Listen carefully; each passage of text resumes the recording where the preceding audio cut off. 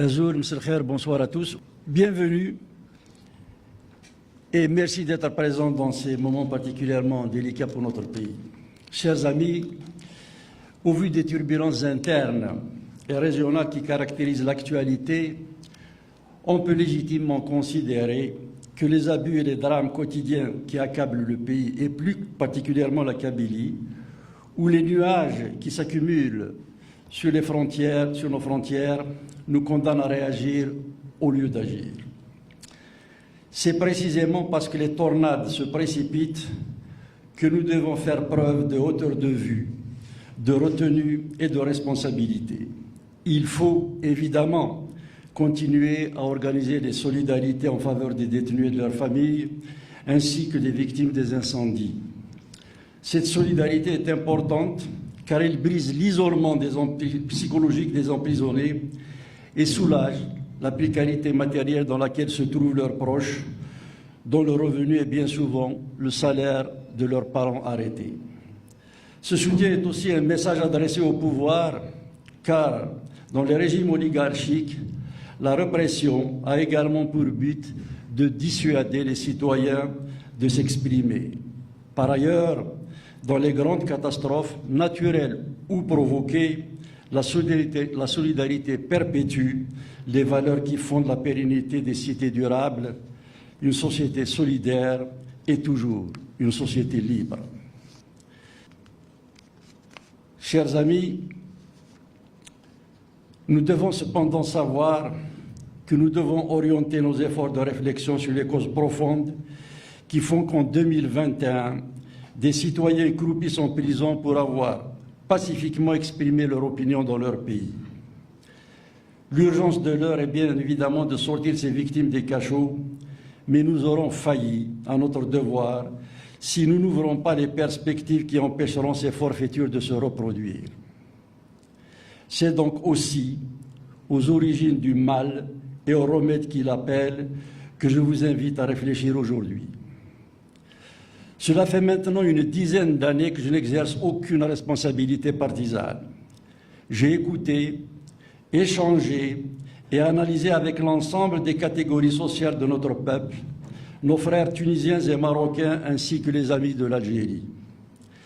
Les résultats de ces contacts m'amènent à dire d'entrée que les échecs du pouvoir, comme celui des manifestations qui l'ont contesté, renvoient au fait que nous nous sommes concentrés sur les conséquences et non la cause de notre impasse. Tant que nous n'aurons pas repensé la nation, nos mobilisations, si massives et déterminées soient-elles, resteront des colères infructueuses, car à chaque fois que viendra le moment de transformer le rejet en projet, nous demeurerons paralysés par la peur des vérités historiques, le manque d'audace intellectuelle, les méfiances stérilisantes ou la mauvaise lecture politique des situations. Nous le savons tous, le moment que traverse le pays est d'une gravité, d'une complexité et d'une dangerosité sans précédent. Les problèmes politiques et socio-économiques s'amoncellent dans une conjoncture géopolitique incandescente.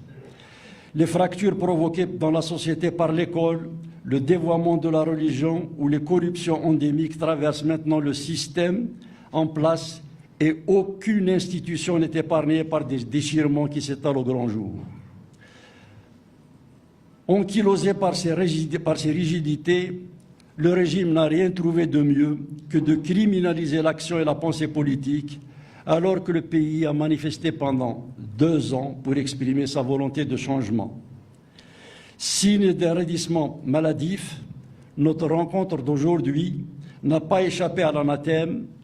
Les invectives qui m'ont ciblé avant même que je ne m'exprime viennent confirmer que 32 ans après la chute du mur de Berlin, la police politique algérienne reste l'enfant naturel du KGB. Dans l'ex-Union soviétique, un opposant fut condamné pour pensée subversive en gestation.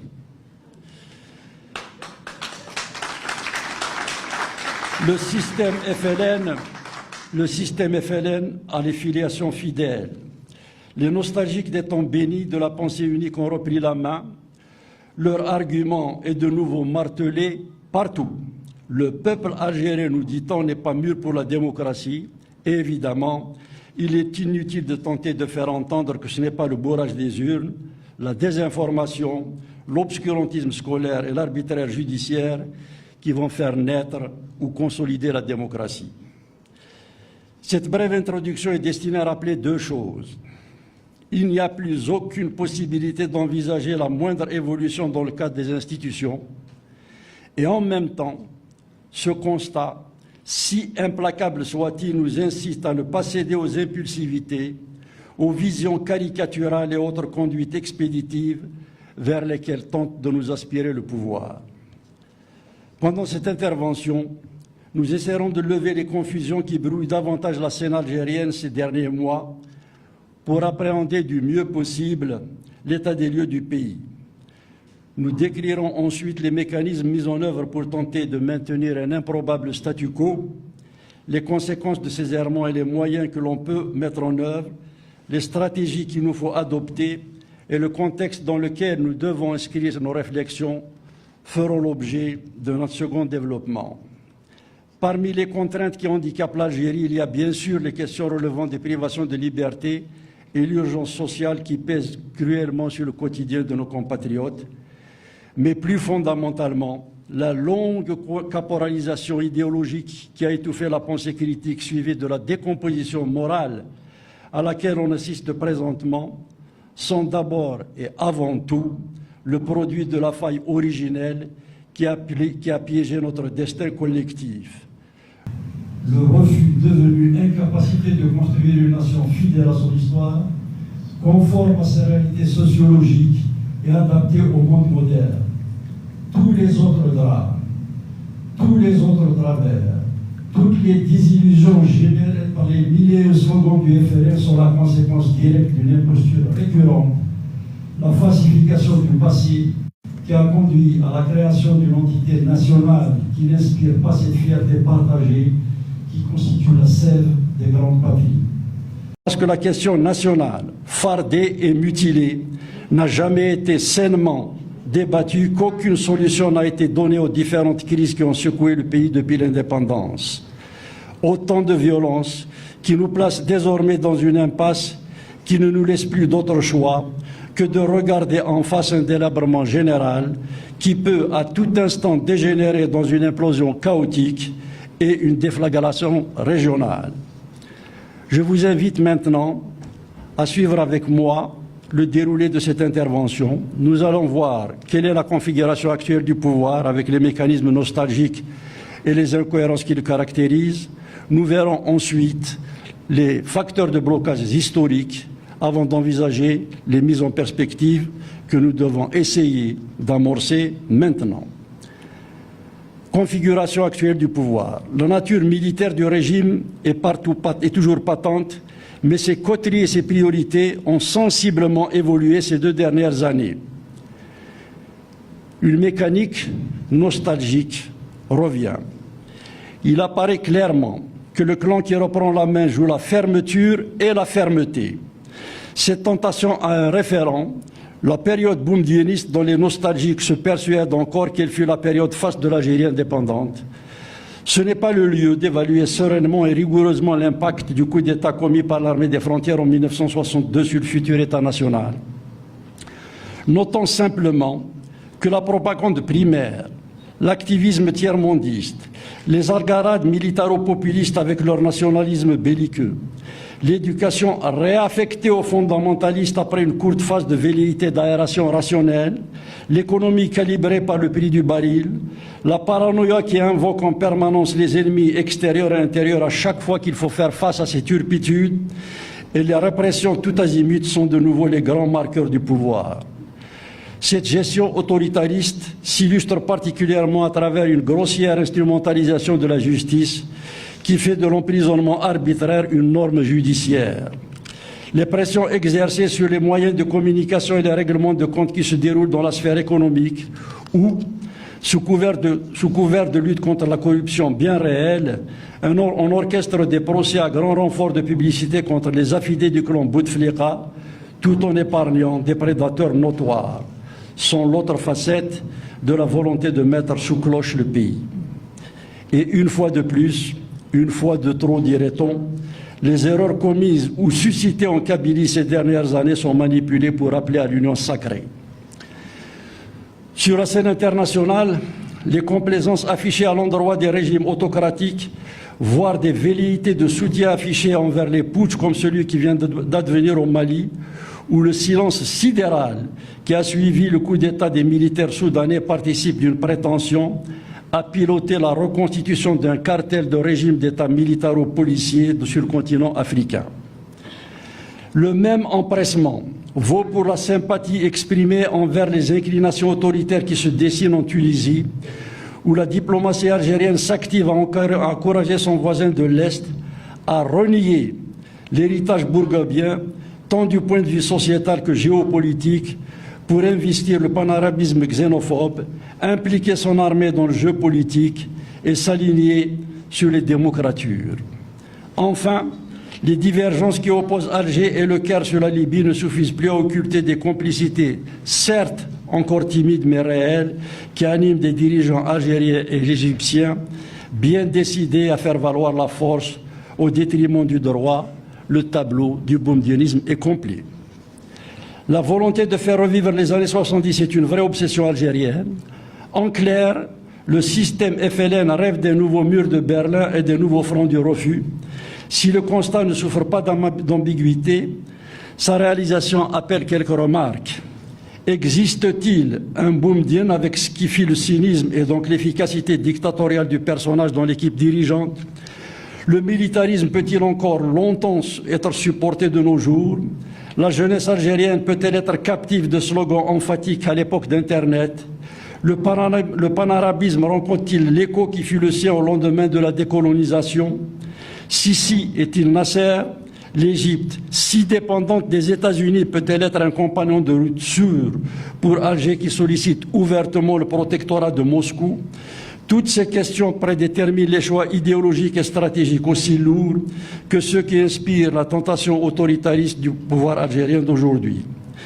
Chacun y répondra selon ses convictions et aspirations, mais force est de constater que ces données élémentaires n'ont pas fait l'objet de grandes réflexions à Alger. On peut adopter toutes les stratégies à condition qu'elles soient mûrement élaborées et que l'on se donne les moyens de leur exécution. Mais réagir sur un coup de sang et engager les dossiers lourds et sensibles de son pays dans des voies inexplorées témoigne à tout le moins d'un manque de lucidité et de crédibilité politique.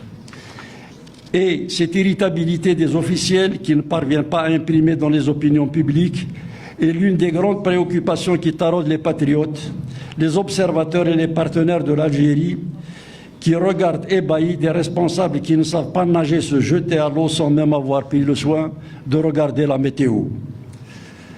S'il y a bien une chose dans laquelle l'Algérie nouvelle, vous aurez deviné les guillemets, avec laquelle l'Algérie nouvelle s'est définitivement fâchée, c'est l'anticipation. Jusque-là, les militaires algériens réussissaient malgré tout à trouver des sous-traitants civils qui parvenaient à donner de leur feuille de route une exécution plus ou moins lisible. Nous ne sommes pas dans une crise paroxystique, mais dans une impasse où risque de se déconstruire une idée nationale évanescente, parce que longtemps perfusée par le détournement de la symbolique de la guerre de libération et les devises des hydrocarbures. Ayant longtemps revendiqué un statut d'acteur garantissant la stabilité régionale, le régime algérien est subitement perçu par nombre d'analystes comme un agent acariâtre imprévisible. Regardons un peu les incohérences et le manque de cohésion qui marquent le sérail aujourd'hui. Cette fuite en avant qui domine l'action politique et l'activité de gestion du pouvoir algérien peut donner à penser qu'elle fait l'unanimité. Rien n'est moins sûr. Si peu de voix s'élèvent pour dénoncer une dérive stratégique suicidaire quand il s'agit de l'exploitation de la tension régionale, du tabou de l'arabisation, de l'emprise du militaire sur la vie publique ou de la surenchère mémorielle, on peut relever des dissonances médiatiques d'apparence anecdotique, mais qui en fait renvoient à des affrontements claniques qui sont des signes de divergence portant sur des sujets de fond, impossibles à aborder dans les espaces de médiation institutionnelle. On a vu un ancien Premier ministre désormais en prison exposer menottes au poing lors de l'enterrement de son frère, ses adversaires ont voulu assouvir leur haine devant l'opinion publique pour signifier leur emprise sur l'exécutif. L'outrage fut déploré 48 heures après par des fonctionnaires instruits par les quelques responsables demeurés lucides et qui redoutaient de voir la chaîne administrative déraper dans des vengeances incontrôlables. Ambitionnant de noyer le récit du mouvement national dans l'islamo-conservatisme, la mouvance Bedissia Novembria, cocktail paradoxal s'il en est, actionna un de ses activistes Amsila pour jeter l'opprobre sur le congrès de la Soumam dont les valeurs et principes imprégnèrent les 6 premiers mois de l'insurrection citoyenne de février 2019. Dépassant la dose prescrite, le jeune missionnaire accusa Ben Ramadan de trahison. Là encore, le segment militariste qui veut bien octroyer à l'islamisme la mission de pare-feu contre les démocrates sans pour autant lui laisser la bride sur le cou, ordonna l'arrestation et la condamnation du nervi. On a aussi entendu récemment le président du Sénat reprendre sèchement la même mouvance islamiste qui recourt régulièrement à l'imposture historique pour présenter une guerre de libération qu'elle avait dénoncée en novembre 1954 comme une aventure menée par des sanguinaires. Pour autant, le même personnage ne tire aucune leçon concrète de cette manipulation symbolique et ne s'offusque pas du fait que l'école algérienne soit infestée par les programmes qui distillent à longueur d'année les contre-vérités historiques et la xénophobie qui façonnent les esprits de génération qui constitueront les bataillons de l'idéologie dont ils viennent de condamner l'outrecuidance. Un responsable de l'un des principaux partis de l'Alliance parlementaire, qui ne cache pas son affiliation à l'Organisation des Frères musulmans, s'est publiquement réjoui de la victoire des insurgés talibans en Afghanistan, au moment même où le pouvoir algérien déclare toujours mener la guerre au terrorisme islamiste. Admirez la cohérence. On peut multiplier à l'envi les incohérences stratégiques et diplomatiques dans un régime devenu un amoncellement de castes où chacune joue sa propre partition et se pose en dépositaire exclusif de l'authenticité nationale. Comment le système algérien gère-t-il ces incohérences? Par l'improvisation et la gestion au jour le jour. On n'hésite plus à livrer l'enfance algérienne à la soumission islamiste par l'école, mais quand des fournées de jeunes aliénés manifestent leur adhésion à l'intégrisme qu'on leur a enseigné, on ponctionne une partie d'entre eux, on les enrôle dans l'armée et on leur ordonne de tirer sur leurs camarades montés au maquis. Oui, le manque d'anticipation et de cohérence sont des plaies béantes dans les conceptions étatiques du régime algérien. Le refus d'appréhender les sujets qui fondent la nation peut prendre des allures de concours de zèle quand surviennent des phases de priorité politique propices à la démagogie. C'est ce qui se passe actuellement à la faveur de la polémique née entre Alger et Paris. Des ministères dirigés par des conservateurs ou enrôlés par le courant éponyme décident d'interdire l'usage du français dans leur administration. Sans aller jusqu'à dénoncer ces ruades, d'autres membres du même exécutif ne partageant pas la vision arabo-islamiste refusent de laisser leur département en proie à un nettoyage linguistique dont les premières victimes sont les usagers. Dans ce climat de défoulement, les excitations se déclinent dans toutes les pulsions et touchent tous les domaines. Un responsable de la santé de l'Est vient de décider d'ordonner à ses services de supprimer la langue française dans ses correspondances. Même les médecins sont sommés de rédiger l'ordonnance en arabe. 2 jeunes parents du dit responsable se seraient vus refuser leur visa par les autorités consulaires françaises. D'aucuns n'ont pas hésité à établir la relation entre les 2 événements. Le fait est que le ministère de la Santé, qui n'approuve pas la décision de son directeur de Wilaya, n'a pas osé rappeler à l'ordre un subordonné qui a pris une décision qui non seulement ne relève pas de ses prérogatives, mais peut mettre en danger la vie d'autrui. Les tabous sont plus forts que la Constitution. Pourquoi? C'est bien connu, quand la surenchère s'impose dans les démarches du pouvoir, il arrive toujours un moment où le dirigeant se fait déborder par ses ouailles. En Algérie, Et dans cette séquence où, faute de légitimité et de crédibilité, le pouvoir devenu otage de ces caricatures et des démagogies du système n'a plus d'autre choix que de survivre les pulsions de la rue. La franchise nationaliste est confisquée par l'arabo-islamiste et cela change tout quand il faut apprécier la légitimité de la parole. Ce qui fait que sur certains dossiers, le dirigeant moderniste est condamné à se soumettre à la vulgate populiste s'il ne veut pas être donné en pâture à une opinion conditionnée par l'éducation, la mosquée, les médias et la justice, à admettre comme un message sacré la donne arabo-islamiste. C'est pour satisfaire les appétences populistes que l'article constitutionnel garantissant la liberté de conscience fut supprimé lors du référendum constitutionnel du 1er novembre 2020 dans une indifférence quasi générale. À quand remonte et de quoi sont le nom de ces tabous? Voyons les facteurs qui bloquent le destin historique du pays. 1. Mutisme mémoriel. La falsification de l'histoire ancienne et contemporaine est un outil essentiel du conditionnement de la construction de la conscience algérienne. Commençons par l'opération la plus récente. Le 26 octobre passé, on a entendu le président de l'Association des anciens du Malg dire, dans la foulée de la crise qui affecte les relations algéro-marocaines, que tout remontait à 1957, lorsque les membres de l'Istiqlal, partisans du Grand Maroc, voulurent remettre en cause les frontières héritées de la colonisation pour amputer l'Algérie de la partie sud-ouest de son territoire. En 2015, l'homme s'était déjà signalé en justifiant l'assassinat d'Abban Ramadan. Mais une fois n'est pas coutume, on serait tenté d'adhérer aux propos de celui qui perpétue le primat de la violence mémorielle sur le quotidien politique. Même si les tentations hégémoniques du panarabisme est ancienne dans le mouvement national, du point de vue de la dérive institutionnelle, on peut effectivement dire que tout a commencé au Maroc, plus précisément à Tétouan en décembre 1957. L'assassinat de l'homme qui avait organisé les assises qui prônèrent la primauté du politique sur le militaire, de l'intérieur sur l'extérieur et le rejet d'une monarchie ou d'une théocratie désormais révolue, fut et demeure le péché originel du système politique algérien. La réhabilitation du projet de l'État démocratique et social débattu et adopté en août 1956 reste la clé de voûte de toute construction nationale.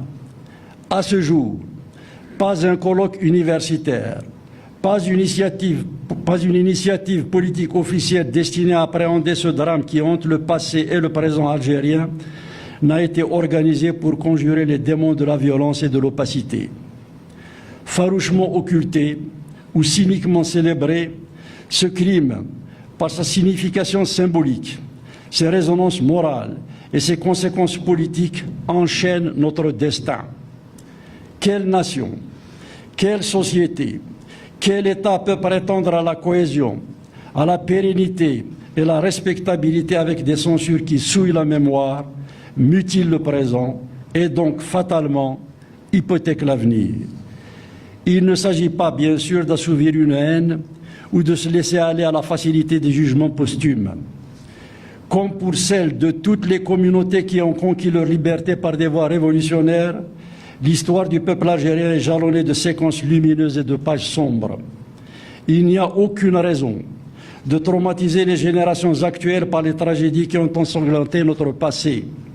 Mais il y a une immense responsabilité à faire connaître ces drames pour apprendre à nos enfants les chemins qu'il faut savoir éviter, y compris dans les périodes de grande turbulence politique, où la tentation de légitimer des décisions injustes peut gagner les esprits les plus avisés. Le détournement ou la violation de la mémoire est une ancienne manœuvre. En 1949, Mseli décréta que la nation algérienne remontait au 7e siècle. Et aujourd'hui, on assiste à une entreprise effrénée de négationnisme concernant les crimes commis dans les années 90. Notre vécu collectif, avec ses nécessaires solidarités et ses exigences éthiques et tributaires de notre capacité à lire notre réalité historique avec beaucoup de sagesse et autant de courage. Il peut paraître aujourd'hui oiseux de préconiser une lecture apaisée de notre histoire, récente ou ancienne, alors que le bateau Algérie prend eau de toutes parts. C'est pourtant de notre responsabilité à regarder notre passé en adulte que dépend notre destin. Tout vient et tout renvoie à cette histoire falsifiée, amputée, tourmentée. Quelles sont les inhibitions politiques et intellectuelles qui contribuent à ce blocage historique? La recherche académique est autant conditionnée par l'accès aux sources toujours verrouillées que par la clientélisation d'une grande partie de nos élites. L'indigence intellectuelle qui suit le verrouillage de l'accès aux archives et a des conséquences culturelles et sociales immédiates. La solitude de l'islamologue Saïd Jabel Khair, abandonné par l'université algérienne dans une affaire qui n'est pas sans rappeler celle de Galilée, renseigne sur le recul du savoir devant la sorcellerie. Le processus remonte à loin. L'éminent Mohamed Harkoun fut chassé par un charlatan d'un colloque organisé dans son pays. La question du culte ne doit pas être désertée par les démocrates. Le musulman n'est pas obligatoirement un fondamentaliste et les intellectuels modernistes sont plus légitimes pour interpréter le Coran que les intégristes qui se posent en maîtres de l'exégèse. Résister sur ce sujet est important d'un point de vue individuel et collectif, faute de quoi la censure de la violence politique et la violence politique achèveront de brider les esprits, ce qui biaisera le débat et reléguera la conviction du citoyen éclairé au rang de confidence inavouable, alors même que sa position est partagée par une grande majorité d'Algériens. Les dernières polémiques qui ont conduit le pays à adopter des postures dont il ne maîtrise ni l'application stratégique ni les conséquences géopolitiques sont l'illustration caricaturale de l'étouffement de la parole publique. Au mois d'avril passé, un ministre du Travail et de la Sécurité sociale déclare que la France est l'ennemi traditionnel et éternel de l'Algérie.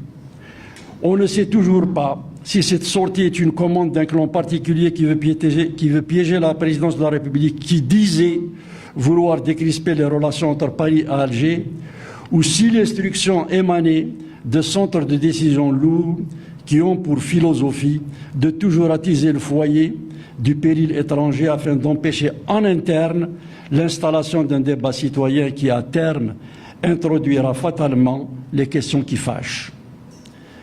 Non démenti par la présidence, l'indélicatesse eut le don de faire sortir de Ségond la partie française qui proteste vigoureusement et décide de ne plus accorder à son vis-à-vis algérien le statut de mineur auquel on passe les caprices que l'on sanctionne sans état d'âme quand ils viennent de notre partenaire. La situation s'emballe et les clans algériens conservateurs s'engouffrent dans la brèche pour embrayer sur des aigreurs toujours vives, entraînant ainsi la présidence de la République dans son sillage. La situation est pour le moins paradoxale. Ce sont des clans dont les parents peuvent n'avoir aucune fonction officielle qui impulsent des polémiques politiques et diplomatiques que les institutions de l'État sont tenues de mettre en œuvre après coup. Pourquoi? On vérifie une fois de plus que les fondamentaux sur lesquels doit se construire la société ne sont pas toujours ceux que les institutions sont censées concevoir. En privé, et je peux vous le garantir, des dirigeants peuvent s'agacer de ces saillies démagogiques, mais en public, ils les avaleront comme ils ont avalé toutes les autres couleuvres portant sur le même registre. Il arrive souvent que des responsables se désolent de l'outrance de leurs subalternes auprès de leurs partenaires français sans pouvoir s'en démarquer publiquement, la surenchère victimaire primant la norme diplomatique. Ces attitudes un peu schizophréniques se retrouvent également dans l'univers intellectuel. Il n'y a rien de tel que la question kabyle pour bien pénétrer les labyrinthes de la pensée algérienne. Il y a des intellectuels non kabyles d'expression francophone qui n'adhèrent pas à la stigmatisation arabo-islamiste de cette région. Néanmoins, leur analyse sur ce sujet reste généralement conditionnée par une bien-pensance qui ne doit pas trop déroger au canon de l'uniformisme ambiant. On salue la Kabylie en tant que région qui construit le plus grand nombre de mosquées par habitant. On peut concéder qu'elle paya le plus lourd tribut à la guerre, mais il ne faut surtout pas assumer sa part de singularité qui, par essence, appelle à la reconfiguration politico-administrative du pays. Et quand l'actualité l'exige, on amalgame sans vergogne la revendication amazigh au radicalisme islamiste. Cette frigidité dont ne parviennent pas à s'émanciper nombre de progressistes arabophones en dit long sur la crainte d'assumer une mise en perspective de la nation qui reflète le pays vécu. La Kabylie n'a pas à ressembler aux autres régions d'Algérie, pas plus que le Mzab, la Saoura ou le Warsenis n'ont à se fondre dans le moule de nationalisme algérien abstrait, mais toujours décliné aux couleurs arabo-islamistes quand il faut lui donner consistance. Comme de nombreuses autres nations, l'Algérie est plurielle, diverse, et la solidarité nationale sera étalonnée à l'aune de notre capacité à assumer, respecter et valoriser ces différences. De leur côté, des intellectuels kabyles, dont l'audace et la pertinence intellectuelle firent de leur région un espace de débat et de production autonome qui inspirèrent en grande partie la réflexion démocratique nationale, se réfugient depuis quelques années dans un attendisme qui fait le lit d'un populisme sur lequel surfe le pouvoir pour domestiquer une dynamique citoyenne qui le défie depuis avril 80. Leur silence devant des abus politiques et des dérapages éthiques commis par des acteurs de la région sont des signes connexes d'une régression morale et intellectuelle qui a annoncé la manipulation criminelle de l'Arba'ana Thirathan. Comme ce que l'on observe chez les officiels à propos des outrances panarabistes, ces dérives sont l'objet de condamnations confidentielles qui ne dépassent pas les cercles d'initiés. Verrou de l'impasse démocratique, la crise de la parole libre est une maladie qui affecte l'Algérie, nation, État et société. Quels sont les agrégats politiques qui obstruent le cheminement historique du pays? Ces quelques éléments d'analyse nous conduisent à un certain nombre de déductions importantes pour formuler les esquisses de propositions alternatives durables à l'impasse algérienne. Nous venons de voir que le marasme étant profond et général, les solutions ne peuvent pas venir d'un parti, la question de l'heure n'étant pas d'appliquer un programme, mais de définir la manière avec laquelle nous voulons faire société. Contraint de compenser son déficit de légitimité par l'arbitraire, le pouvoir actuel, fragilisé par ses dissensions internes, on arrive à confondre puissance et force brutale. C'est un ami présent dans la salle que je salue qui m'a fait cette remarque. Ce qui le conduit à choisir la répression à l'intérieur et à privilégier la provocation à l'extérieur. La puissance d'un État est conférée par sa production de richesses, son rayonnement culturel, l'indépendance de sa justice, la crédibilité et la sagesse de ses options géostratégiques. Faute de satisfaire à ces exigences élémentaires, Alger revient au classique du bourguignonisme quand il y a péril en la demeure. Au plan interne, on relance la rengaine du cheval de Troie dans la Kabylie et les talons privilégiés. Le régime s'est choisi ses opposants en mettant en tête de gondole deux organisations qu'il déclare terroristes pour justifier sa répression tout azimut. La posture de citadelle assiégée vient compléter sa défense en lui permettant de recourir aux traditionnelles polémiques avec le Maroc et ou la France. Le procédé usé jusqu'à la corde ne convainc personne, mais qu'importe. L'essentiel n'est pas de projeter un destin, mais de gérer au jour le jour l'agonie d'un système qui n'a d'autre objectif que de se survivre à lui-même. Aujourd'hui, et quelle que soit leur maladresse diplomatique ou leur manœuvre politicienne, parce qu'elles existent, nos ennemis ne sont ni le Maroc ni la France. Notre ennemi, c'est le népotisme bureaucratique qui pousse nos cadres à l'exil, dévitalisant ainsi nos administrations. Plus de 16 000 praticiens travaillent dans la région de l'Île-de-France alors qu'ils ne demandaient qu'à exercer leur métier dans des conditions où la méritocratie organise les carrières professionnelles. Notre ennemi, c'est une école au rabais dont les dirigeants ont protégé leur progéniture, qui jette chaque semaine des centaines de nos enfants dans la mer, d'où beaucoup ne sortiront pas vivants. Notre ennemi, c'est un système qui a fait de notre terre un terrain vague où 1 million d'hectares irrigables sont toujours en jachère. Nous n'avons ni la capacité, ni intérêt à cultiver ces attitudes donquichotesques où nous dilapidons nos maigres moyens financiers et nos ultimes énergies.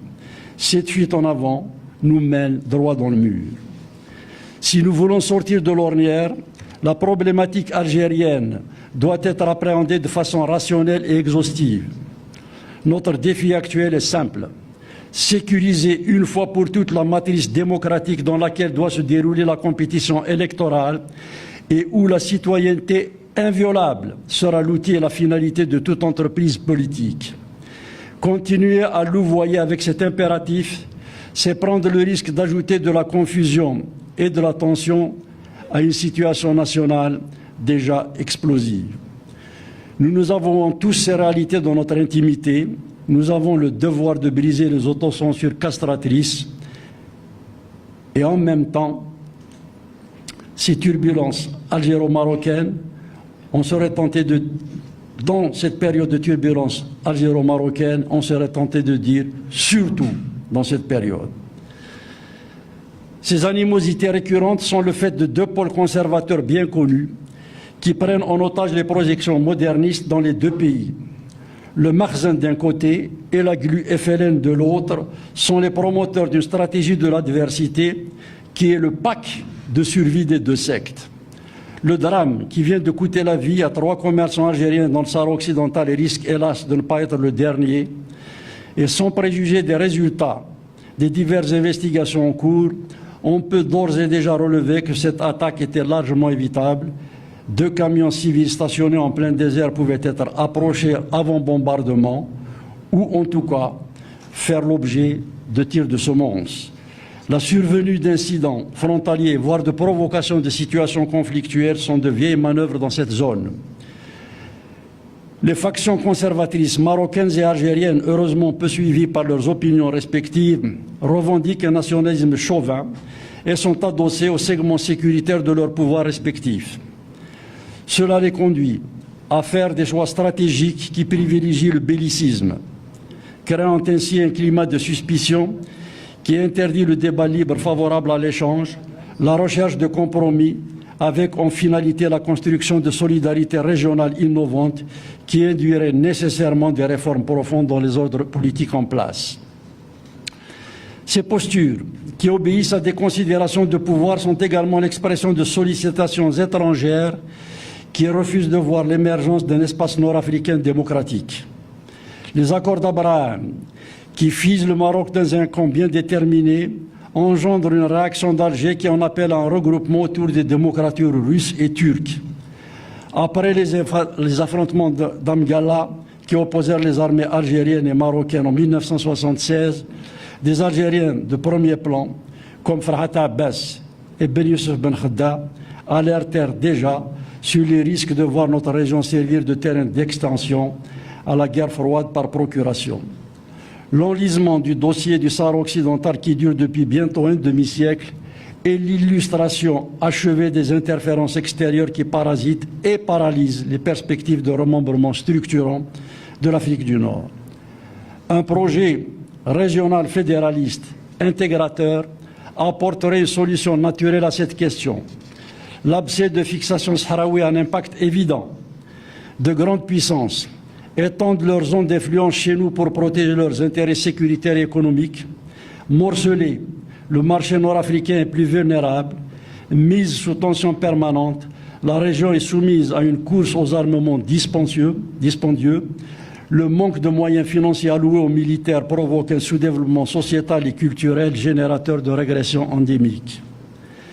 Les élites algériennes et marocaines ont le droit et le devoir de rejeter cet asservissement qui nous affecte au rang de spectateurs, voire de complices de notre déchéance historique. Qu'est-ce que ces éclairages supposent comme décision? Envisageons maintenant les projections multiformes dans lesquelles on peut concevoir un futur prévisible. Le diagnostic est largement partagé. La solution à l'impasse algérienne est nécessairement multifactorielle. À ce titre, son dépassement comme son aggravation aura des répercussions positives ou négatives sur l'ensemble de la région nord-africaine. Examinons quelques-uns des dossiers qui en constituent les urgences les plus saillantes. 1. La Kabylie.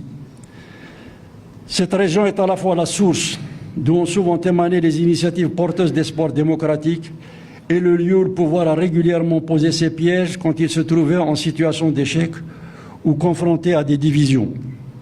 Cela veut dire que pour le meilleur comme pour le pire, une partie de l'avenir national se joue à travers le sort qui sera réservé aux luttes qui sont engagées en Kabylie. La prise de décision consensuelle ancrée dans la société, la proximité avec la capitale et une forte représentation dans la diaspora confèrent aux revendications kabyles un écho que peu de contestations vécues dans d'autres contrées du pays peuvent rencontrer. Pour restaurer une dynamique citoyenne féconde, 2 conditions doivent être réunies. Les élites démocrates arabophones ne peuvent plus continuer à ignorer ou minimiser les adaptations institutionnelles sur lesquelles doivent déboucher les combats menés par les Kabyles depuis l'indépendance et même avant. Si les tentatives de banalisation de ces luttes ne sont pas toujours des réactions malveillantes, elles n'en cachent pas moins des frilosités handicapantes face à des revendications dont, au fond, on redoute le sens et les applications. Non, la Kabylie ne subit pas les mêmes affres que les autres régions d'Algérie. Toutes les régions d'Algérie n'ont pas vu 128 de leurs jeunes exécutés par balles explosives lors de manifestations pacifiques. Toutes les régions d'Algérie ne sont pas interdites par principe d'accueillir un centre culturel français alors qu'ils se trouvent dans des localités où la demande est nettement moindre. Toutes les régions d'Algérie ne sont pas sommées d'afficher leur brevet patriotisme à chaque fois qu'un problème surgit dans le pays, etc. Nier la singularité kabyle, c'est refuser à l'Algérie de se connaître et de se construire dans sa pluralité. Les expériences nécessairement particulières de chaque contrée n'étant plus des risques qu'il faut détecter pour les neutraliser, peuvent être des sources d'inspiration et des émulations synergiques favorables à l'innovation, c'est tous. Cependant, cette mutation intellectuelle ne produira ses meilleurs effets que si elle est simultanément accompagnée d'un ressaisissement éthique et politique en Kabylie, où l'impatience, le poids des pressions incessantes du pouvoir ont engendré une régression marquée par la démission des voix et des instances les plus aptes à pérenniser ce qu'on peut appeler l'esprit d'avril 80. Approche qui a lié la réappropriation identitaire au combat des libertés démocratiques. Réhabiliter dans cette région la capacité d'échanger dans la tolérance, tout en portant une parole de qualité, est une urgence. Là encore, il faudra faire preuve de beaucoup d'imagination, car les universités qui furent le fer de lance de la contestation citoyenne ont atteint un tel niveau de délabrement organique et intellectuel qu'il serait vain de croire possible de réensemencer dans l'immédiat la pensée critique dans ces sites. C'est essentiellement à travers les comités de village que les actions les plus vertueuses doivent être enclenchées. Des initiatives citoyennes y sont déjà prises. Opérations de protection de l'environnement, création de cafés littéraires, programmes de solidarité sociale élaborés en collaboration avec la diaspora, projets d'utilité publique réalisés par des femmes. À ce propos, et pour la première fois depuis toujours, 2 femmes ont fait leur entrée dans cette instance, signe de l'apathie intellectuelle et intellectuelle locale, un acte symbolique aussi capital et quasiment passé inaperçu. Il y a lieu de suivre ces mutations et de systématiser les opérations civiques qui se multiplient pour les transformer en dynamique de développement permanente, car ces cadres sont les lieux de libération sociale les plus viables. C'est grâce à ces structures que le festival Racontar est devenu un événement culturel de référence. Évidemment, une telle démarche demande de la persévérance dans les efforts et de la pertinence dans la conception des idées, toutes choses qui sont le contraire de la caricature et des raccourcis qui perturbent encore trop d'agglomérations. Voyons maintenant ce qu'il en est de la nation. Le défi algérien de repenser la nation, nos aînés ont accompli un travail titanesque, pris dans la tourmente d'une colonisation de peuplement qui avait tout balayé, tout bouleversé. Ils avaient avancé et procédé comme ils le pouvaient. oser la rupture avec un ordre politique au sommet de ses puissances était déjà une gageure. Ils l'ont fait. Et il était difficile d'exiger plus. Pour les premiers résistants, s'émanciper de la tutelle du dominant revenait nécessairement à reproduire ce qu'il avait construit. Le complexe du colonisé a fait que l'architecture étatique de l'Algérie nationaliste est une pâle copie de l'attelage français. Et compte tenu de la faiblesse de la ressource humaine et de la détresse sociale dans laquelle vivaient les autochtones, le mimétisme politico-administratif était difficilement évitable. Ce malentendu est à l'origine de nos maux actuels. Les concepts symboliques, sociologiques ou idéologiques sur lesquels repose la nation algérienne sont factices. L'Algérie est une mixture de léninisme, de jacobinisme et de fondamentalisme arabo-islamiste des Harvardien, triptyque qui a stérilisé un territoire promis à toutes les ambitions. C'est aux générations d'après-guerre de reposer les cadres de représentation et les instruments de gestion répondant aux aspirations de leurs compatriotes. Faute d'offres nationales adaptées, crédibles, opérationnelles et légitimes, toutes les tentatives de changement se sont avérées vaines à assurer une promotion stable et durable dans le pays. Qu'elle soit interne au système ou qu'elle lui soit externe, les remises en cause ont avorté les unes après les autres car elles ne répondaient pas à la problématique posée. Le coup d'État de Boumediene ne fut rien d'autre qu'une querelle de clans dont les visions étaient de la même veine. S'il avait réussi en 1967, celui de Sbiri aurait produit les mêmes effets car il participait de la même conception du régime. L'arrêt du processus électoral en 1992 n'a fondamentalement rien réglé puisque l'islamisme qui asservissait le citoyen ne fut pas renié. Les mouvements alternatifs issus de la société civile ne connurent pas meilleur sort, exception qui confirme la règle, avril 80. Le printemps berbère, qui pour une fois posait les bonnes questions, ne fut cependant pas en mesure de renverser le rapport de force, car ces paradigmes n'étaient pas entendus dans tout le pays. Circonscrit à la Kabylie pour l'essentiel, le projet de refondation nationale arrivait trop tôt, resta une virtualité dont on allait se prévaloir plus tard, sans pour autant en assumer les traductions constitutionnelles auxquelles qu'il devait induire sur l'ensemble du territoire algérien. C'est l'incapacité à assumer concrètement les appels au changement qui a conduit à l'essoufflement de la révolution de février 2019. Le changement radical était revendiqué partout et sans équivoque. Ou dégage étaient les slogans repris à longueur de semaine dans les trois langues. À l'exception notable de la plateforme pour l'Algérie libre et démocratique, la LD, on serait bien en peine de trouver une autre proposition de mise en forme de l'insurrection citoyenne. Dès qu'il fallut engager la réflexion sur ce que cette explosion populaire inédite signifiait comme alternative sociétale et institutionnelle, les réflexes conservateurs reprirent le dessus, le refus du changement était palpable, la reproduction invariable de marches sans cadre ni objectif était l'aveu de la peur de la rupture à laquelle appelait la rue. Il n'y a pas lieu de se laisser aller au jugement des attitudes des uns et des autres, mais refuser de prendre acte de cette impuissance et qu'il faudrait condamner les mobilisations citoyennes à venir à la défaite perpétuelle. C'est de la rue qu'est monté l'appel à la désobéissance civile. Ce sont les élites politiques, universitaires et syndicales qui ont condamné une montée en puissance des actions que normalement, naturellement, il leur revenait de proposer. L'insurrection citoyenne a fini par tomber dans le cimetière des souvenirs euphorisants parce que celles et ceux dont c'était le rôle et le devoir de la structurer n'ont pas su lui donner l'éclairage et le visage qu'appelait sa dynamique. Il restera de ce formidable élan un bel écho dont nul ne peut dire quand et sous quelle forme il peut rejaillir. J'ai été invité avant-hier au Collège de France pour assister à la leçon inaugurale donnée par le professeur Riyad Ben Achour, grande figure de l'université tunisienne et artisan de la mise en forme institutionnelle de la révolution du 10 janvier.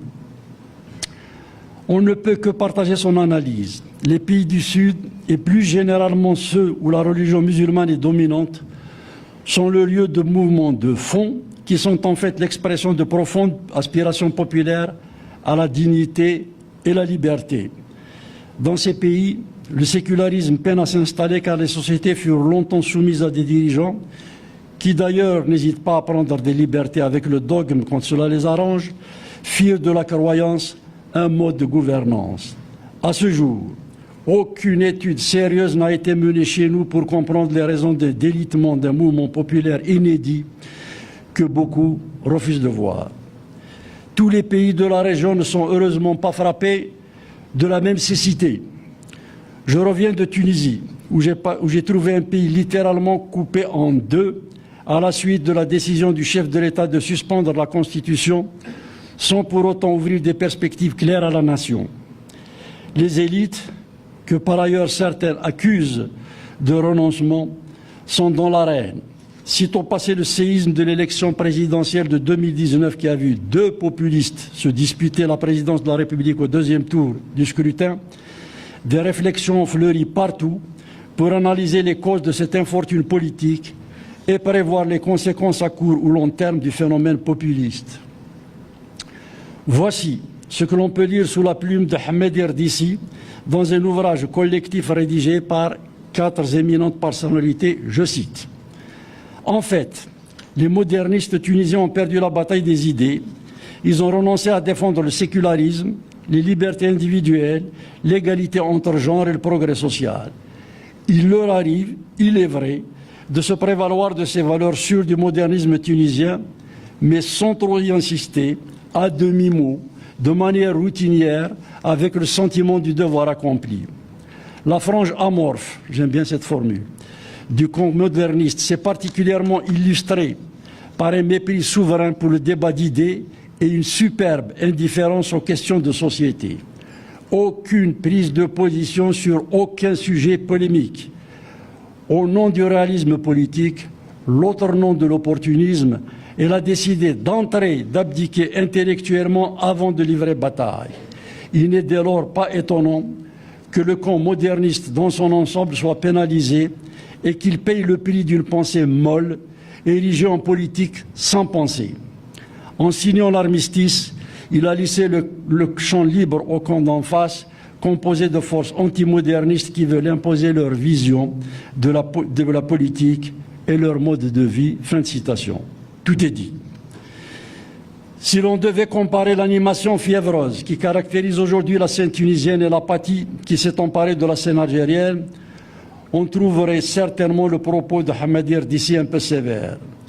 Pour avoir longuement discuté avec les acteurs de la société civile tunisienne, j'ai vu des femmes et des hommes sur le pont, se réunissant jour et nuit et intervenant sur les médias nationaux et étrangers pour alerter sur les risques de voir l'armée de leur pays, ne l'oublions pas, la seule de la région à être restée à l'écart de l'activisme politique, aspirer dans une aventure à haut risque.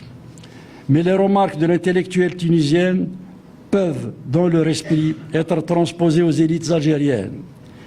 Combien de fois a-t-on entendu des intellectuels modernistes algériens renoncer au combat d'idées au moment où les fondamentalistes, alors en pleine collaboration avec l'état-major de l'armée de Gaïd Salah, les accusaient de vouloir souiller la révolution par l'idéologie? En renonçant à défendre le sécularisme, les libertés individuelles, l'égalité des sexes et le progrès social, ils ont eux aussi abdiqué intellectuellement avant de livrer bataille. On a vu des Algériens de la frange amorphe du camp moderniste, partis de France, se réjouir d'avoir été acceptés à Alger par des islamo-conservateurs qui leur ont imposé l'ouverture de leur réunion par des récitations de versets coraniques. Wir viven.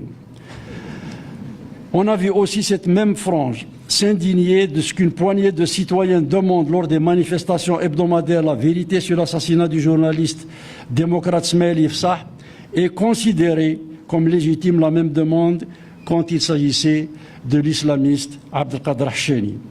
C'est bien cela perdre la bataille des idées. Tétanisés, des modernistes en sont même venus à conceptualiser le droit à la démission, au renoncement, voire au reniement. Quand l'un de leurs s'obstine à continuer vaille que vaille à assumer ses convictions, il est vilipendé en tant que clivant. L'adversaire n'a même pas interféré pour valider ses thèses, c'est la frange amorphe du camp démocrate qui fait la réclame de la légitimation de l'hégémonisme du conservatisme. Et en Algérie, un mensonge ou une outrance proférée par un fondamentaliste est plus recevable qu'une vérité énoncée par un moderniste. Même si la fable d'un 1er novembre 1954, initiée par les oulémas, n'est pas encore définitivement imposée, ses promoteurs n'hésitent pas à marteler encore et toujours une supercherie qui ne désespère pas de transformer un jour en réalité historique. En revanche, le moderniste qui dit que la proclamation annonçant le déclenchement de la lutte armée de 1954 fut écrite en français, ce qui est une vérité, est aussitôt cloué en pilori. Cela s'appelle le complexe du vaincu. Continuer à dissimuler les référents qui doivent structurer la nation ou concéder que l'arabo-islamisme est l'oxygène de la légitimité nationale revient à abdiquer avant d'avoir livré bataille. L'histoire algérienne n'est pas réductible à l'arabe ou à l'islam. La majorité qui est désormais formellement admise doit connaître une prise en charge efficace avec les moyens aussi massifs que ceux qui ont été débloqués pour mener une arabisation à la hussarde. La déshérence dans laquelle se trouve l'Académie Amazigh des années après sa création donne une idée quant au sort que le pouvoir compte réserver à ce chantier. La langue française ne doit plus être assimilée à une cicatrice honteuse. Les plus audacieux des modernistes se plaisent à s'habiliter derrière la citation de Kate Biessine qui décrit ce patrimoine comme un butin de guerre. Porter cette parole dans des phases de sectarisme idéologique aigu et téméraire, cette réaction ne suffit plus car il dit implicitement que cet acquis doit être subi comme une séquelle. Nous devons, au nom de la vérité historique et des impératifs de notre développement, mais aussi et surtout par respect envers nous-mêmes, car nous admettons tous cette évidence en privé, dire que la langue française est un élément constitutif et structurant de notre destin. Les éléments culturels qui ont sédimenté dans notre terre sont généralement arrivés avec des conflits qui ont infligé de douloureuses épreuves et la langue arabe n'échappe pas à la règle. Kate Biessine a prononcé une parole bien plus pénétrante que la citation évoquée ci-dessus. Le français m'a permis de revenir à moi-même, avait-il dit. S'il fallait un autre témoignage pour démasquer les turpitudes linguistiques qui minent l'Algérie, le voici. Il nous vient de feu le président Boudiaf, qui n'était pourtant pas connu pour avoir été dans sa jeunesse un grand défenseur des spécificités communautaires. Mais l'homme pragmatique savait s'affranchir des dogmes et des tabous. Un jour que je lui faisais remarquer devant témoins qu'à côté de l'arabité et l'islamité, l'équation algérienne avait désormais intégré la dimension amazigh. Il n'y aurait pas le mouvement national. Il me répondit ceci. Trêve d'hypocrisie, et que fais-tu de la francéité? Depuis quand as-tu vu une chaise stable avec 3 pieds? Cette sentence nous vient du militant qui avait allumé la mèche du 1er novembre 1954. Malgré des ressacs conjoncturels, les Tunisiens avancent plus facilement que nous, car sans avoir tout purgé, Bourguiba a clairement assumé les grands critères qui charpentent la nation. Question nationale, encore et toujours. La même exigence de vérité s'impose à nous au sujet de la période ottomane. S'il est vrai que la séquestration des terres ne fut pas la règle, l'autochtone se vit interdire dans son pays l'accès à toutes les fonctions régaliennes pendant les 3 siècles que dura la Régence. L'OJAK, c'est-à-dire l'armée turque, recrutait ses officiers parmi des Anatoliens, des Bosniaques ou des Albanais convertis, mais jamais des Algériens. Dire que la course à laquelle s'adonnaient les Turcs mérite de figurer dans les annales de la marine nationale est au minimum excessif. Débattre de cette période nous permettra de mieux cerner les faits et événements primordiaux sur lesquels nous pouvons construire la nation algérienne. Si nous évitons, différons ou nions ces impératifs, les batailles que nous mènerons, des plus obscures aux plus emblématiques, sont vouées à connaître le même sort que celles que nous avons engagées jusque-là. Savoir dans quelle nation nous voulons vivre, dire comment nous voulons faire société est le préalable à tous les combats de l'heure. Les dernières polémiques opposant Alger et Paris rappellent combien la nation officielle est fragile. Faire dépendre la dignité nationale de la vie d'un tiers revient à reconnaître sa propre vacuité spirituelle et métaphysique. Faire fonctionner l'État selon les susceptibilités conjoncturelles revient à admettre que le devenir du pays est tributaire du seul mérite que celui qui est toujours considéré comme le maître consente à vous octroyer. En ces moments précis, l'Algérie officielle se comporte comme un adolescent déçu de ne pas avoir été récompensé par son tuteur. En quoi les dires d'un chef d'État étranger, inspirés au moins au parti par des considérations électorales, doivent-ils dicter les choix sécuritaires, diplomatiques et économiques du pays? Vous ne voulez pas nous adopter, vous préférez nos voisins, vous nous donnez notre capacité à reproduire vos institutions, eh bien nous allons bouder, gémit le néocolonisé. L'imposé des considérations subjectives et objectives qui organisent la conscience nationale est aussi à l'origine des dissolutions d'entreprises a priori salutaires. Il en est ainsi de la si mal nommée Union du Maghreb arabe, UMA, construite sur des présupposés idéologiques et culturels faux. L'entité ne tarda pas à être rattrapée par ses inepties. Le maquillage inaugural craqua face aux épreuves de la réalité et l'organisation sombra dans la paralysie avant d'imposer.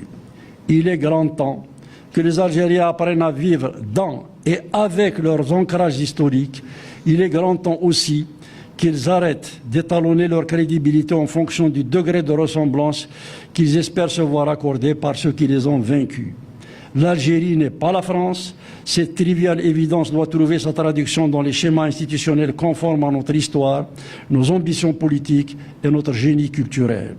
Une fois rétablies ces bases, une fois réconciliés avec nous-mêmes, nous pourrons enfin nous faire entendre en tant qu'adultes. Quel est notre environnement naturel? Les analogies entre l'Algérie et la Tunisie illustrées par la citation d'Ahmed Irdissi rappellent une donnée première. Le défi démocratique ne peut être relevé que s'il est appréhendé au niveau régional.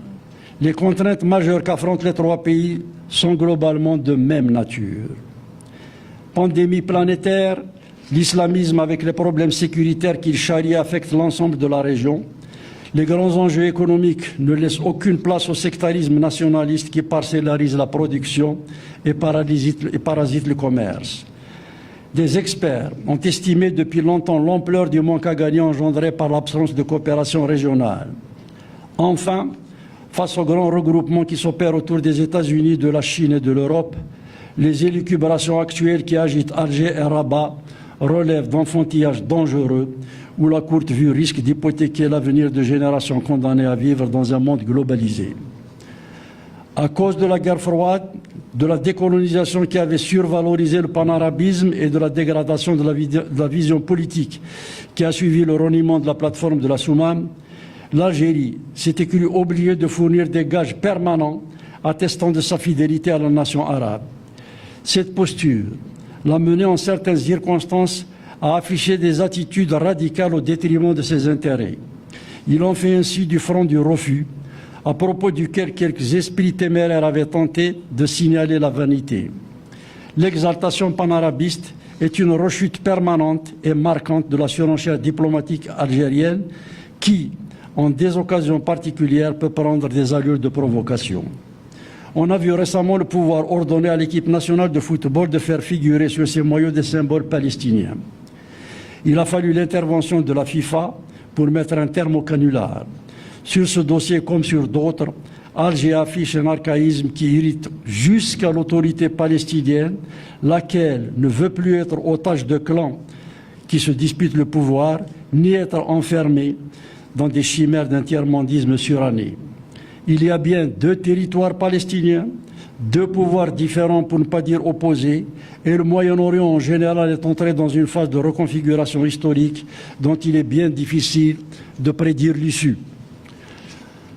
Toutes ces évolutions géopolitiques laissent de marbre Alger qui reste rivé aux illusions des années 70.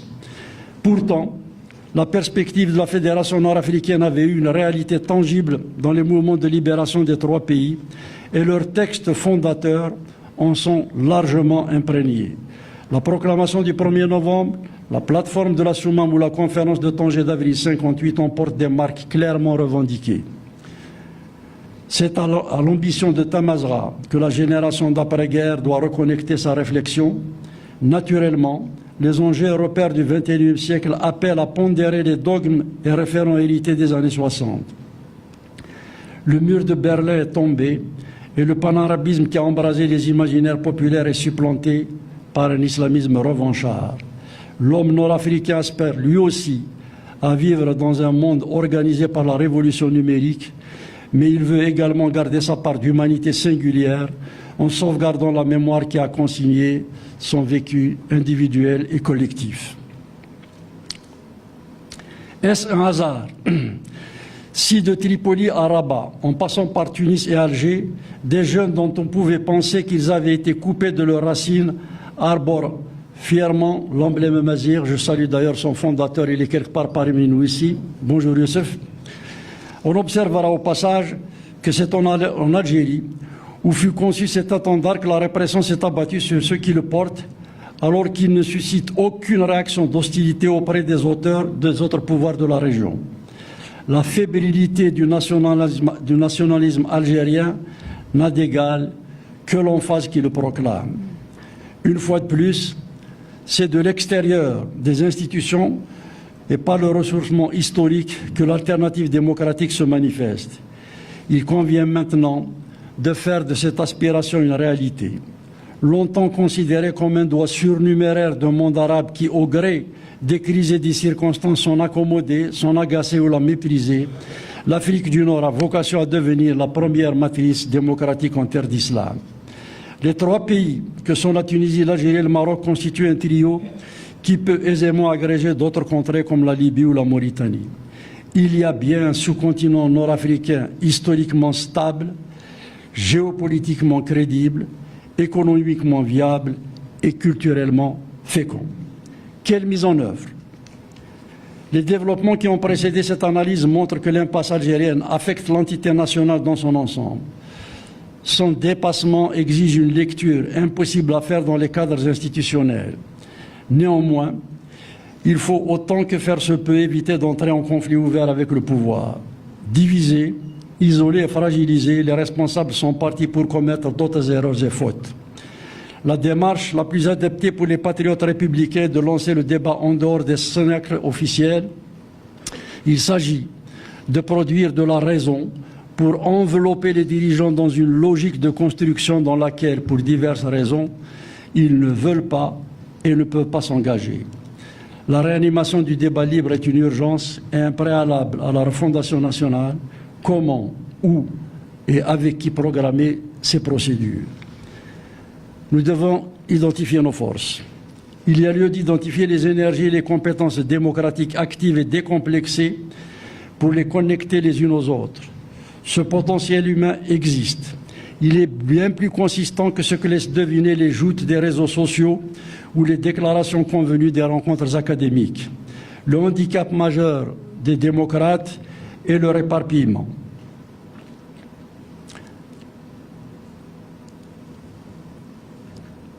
La grande priorité est donc de remédier à cet émiettement en rappelant le minimum qui rassemble ce camp.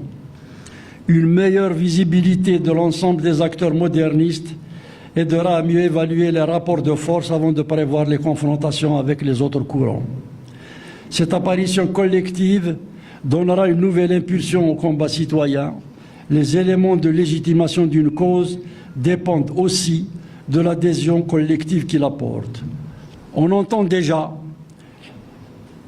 la frange amorphe du camp démocratique s'émouvoir de ce qu'il adviendrait de ceux qui refusent d'inscrire leur démarche dans un espace politique balisé par les principes démocratiques. Une première réponse est de dire que chacun doit assumer les conséquences de ses paroles et actes. Mais restons positifs. S'il s'avère qu'une communauté désire librement et majoritairement de vivre dans une société soumise à des dogmes incompatibles avec les valeurs démocratiques, elle doit pouvoir le faire, à condition qu'elle ne les impose pas aux autres. Il y a pléthore de nations où des communautés ou des États vivent sous des régimes juridiques différents. Les débats servent aussi à regrouper les citoyens pour trancher ce genre de choix. Par ailleurs, ces regroupements de nationaux doivent simultanément s'accompagner de la mise en relation avec les personnes acquises à la démocratie dans les trois pays. Des collaborations associant des catégories partageant des intérêts spécifiques peuvent aider à la réactivation d'une dynamique citoyenne plus globale. Il convient néanmoins d'insister pour dire que dans le cas algérien, les organisations officielles ne peuvent en aucune façon assumer une alternative dédiée à l'instauration d'un échange autonome. De quel lieu peut-on lancer ces initiatives?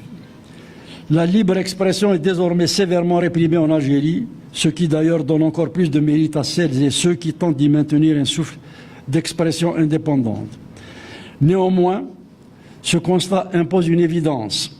Dans l'immédiat, un développement efficient de la revendication démocratique ne peut se faire qu'à partir de la diaspora.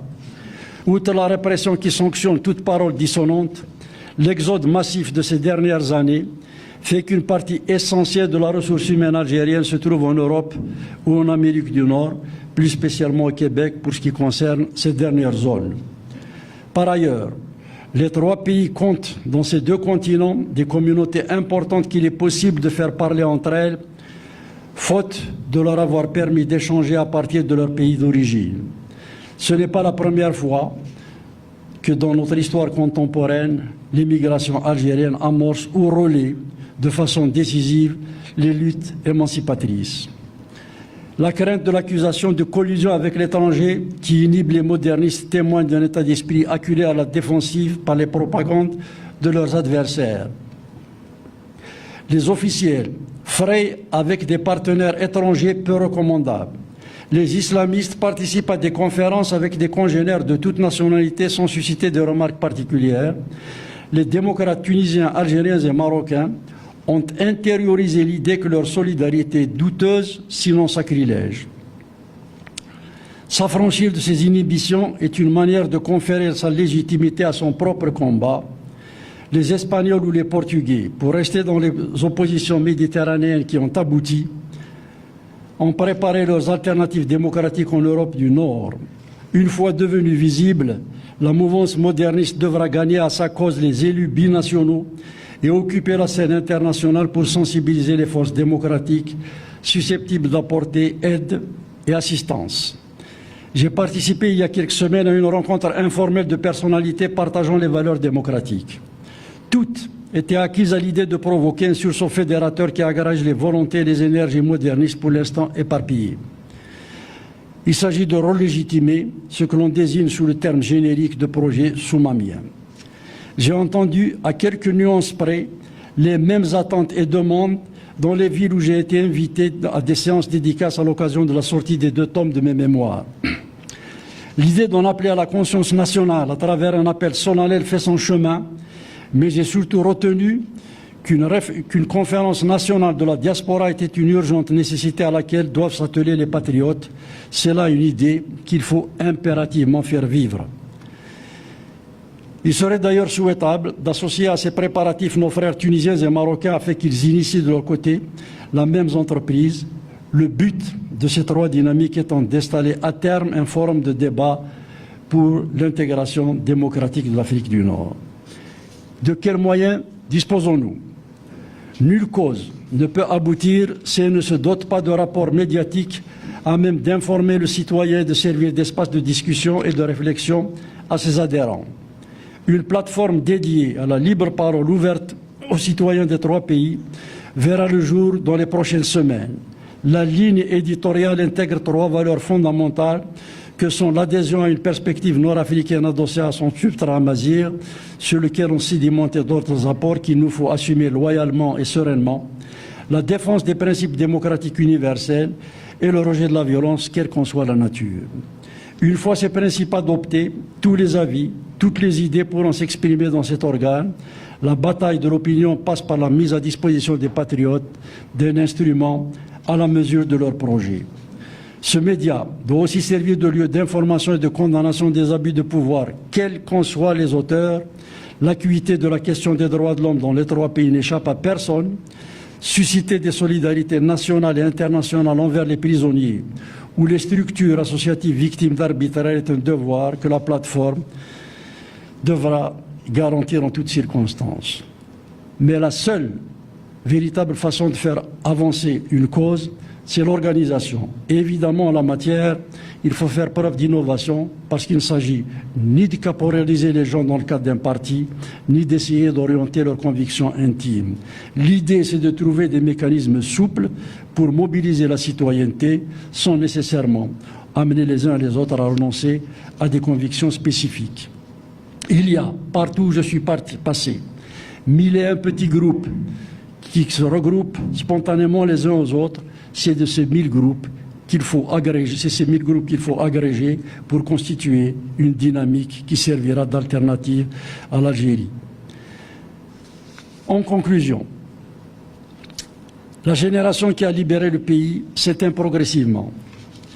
Ses idées et ses méthodes furent dédiées à l'indépendance d'un territoire.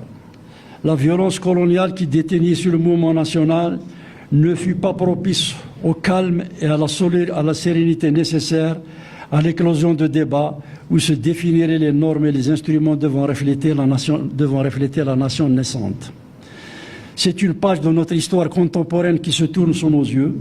La guerre de libération nous a permis de dire ce que nous ne voulions pas être. Le combat démocratique a vocation à donner aux Algériens l'opportunité d'affirmer les qualités propres aux citoyens qu'ils peuvent devenir. Les artificialités des emprunts identitaires auxquels fut soumise l'Algérie représentent la cause essentielle des échecs qui ont sanctionné les luttes démocratiques. Ce vide existentiel a fait que l'Algérien ne sut jamais autour de quoi ni comment il devait faire société. Après avoir détourné puis confisqué la symbolique de l'insurrection de novembre 1954 qu'elles avaient pourtant condamnée, des forces conservatrices abreuvaient une rhétorique arabo-islamiste sectaire et violente, s'employèrent à habiller la nation d'oripeaux qui furent autant d'armes de l'aliénation nationale. Le moderniste, qui conçut, programma et structura le combat qui mena à l'indépendance algérienne, fut progressivement déclassé puis réduit au silence. Et aujourd'hui encore, le citoyen qui déplore ont privé ses impostures vit comme un intrus à chaque fois que se présente l'opportunité d'exposer des vérités élémentaires dans le débat public. Il est grand temps que les convictions intimes des patriotes soient exprimées dans l'agora. Repenser la nation est à la fois vital et urgent. Je viens de vous faire part d'un certain nombre d'idées que j'ai moi-même cru longtemps n'être portées que par les militants du parti que je présidais. Libéré des contraintes organiques depuis une dizaine d'années, je constate que les aspirations à la refondation nationale étaient partagées par une grande partie de notre peuple. Et pour reprendre encore Katbiessine, nous sommes en fait une majorité tronçonnée. La mission de ma génération est de dévoiler les vérités occultées. Il appartient maintenant à la jeunesse de s'en saisir pour en faire les ferments de la nation. Je conclus justement en délivrant ce message à notre jeunesse. Les despotes et leurs supplétifs vous diront que cette ambition est utopique. Rappelez-leur qu'ils ont longtemps considéré le principe du pluralisme politique et syndical comme un poison contre-révolutionnaire. Rappelez-leur aussi qu'ils font tout pour éviter à leurs enfants de fréquenter l'école arabisée pour les placer dans les lycées étrangers. Souvenez-vous toujours que s'ils consentent maintenant à tolérer le tifinard sur les frontons de leur siège, ils ont emprisonné et torturé des militants chez qui ils avaient trouvé le même alphabet. Souvenez-vous enfin que s'ils continuent à renier les libertés à chaque fois qu'ils le peuvent, leur ralliement formel en opposition atteste que notre combat va dans le sens de l'histoire. Souvenez-vous surtout que les luttes qui structurent les destins peuvent être longues. C'est un vieux militant qui vous le dit. Le combat pacifique ne vise pas à contraindre, mais à convaincre. Oui, l'intelligence met plus de temps que la colère pour être entendue, mais elle marque durablement l'histoire quand elle a gagné les cœurs et conquis les esprits.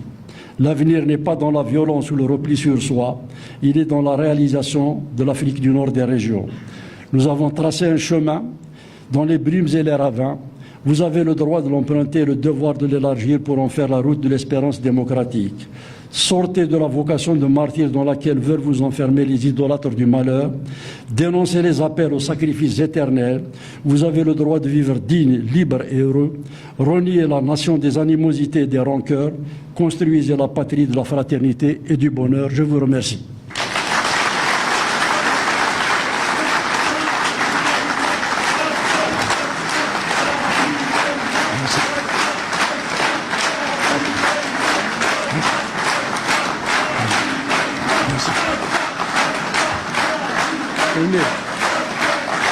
Il faut prendre le relais sur le terrain.